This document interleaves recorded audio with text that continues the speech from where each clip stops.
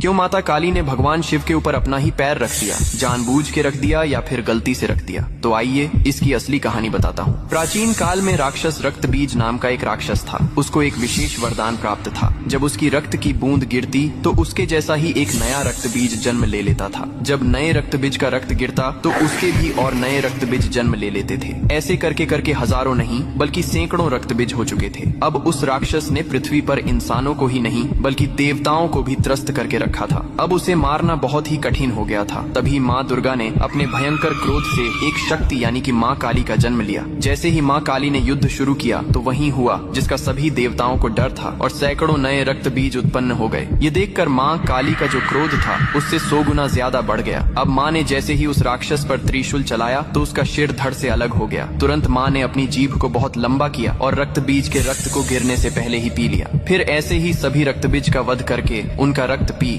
कर उनका क्रोध अब 100 गुना से 200 गुना बढ़ गया था। धरती कांपने लगी थी, समुद्र मथने लगे थे, देवता भयभीत होकर इधर उधर भागने लगे थे। तब देवताओं ने भगवान शिव से प्रार्थना की, हे महादेव, आप ही माता काली के संताप को शांत कर सकते हैं। शिव ने देवताओं की पुकार सुनी और माँ काली के सामने युद्ध भूमि में पहुंच गए। लेकिन माँ अपने तांडव में इतनी लीन थीं कि उन्होंने शिव को भी नहीं देखा। तभी भगवान शिव ने स्वयं माता के चरणों में लेट गए। जैसे ही माँ काली का पैर अनजाने में शिव के सीने पर पड़ा, तुरंत उनका क्रोध शांत हो गया। उन्होंने नीचे देखा तो अपने प्रिय पति शिव थे। यह देखकर उनकी जीभ शर्मिंदगी से बाहर निकल आई। इसके बाद शिव ने मुस्कुराते हुए कहा, हे माँ, तुम्हारा यह रूप सृष्टि के संतुलन के लिए था, लेकिन यह रूप अब धरती पर बहुत धाम धूम से पूजा जाएगा। यही कारण है कि तस्वीर में और मूर्तियों में माँ काली को शिवजी पर खड़े हुए दिखाया जाता है, जो बहुत ही शुभ माना जाता है।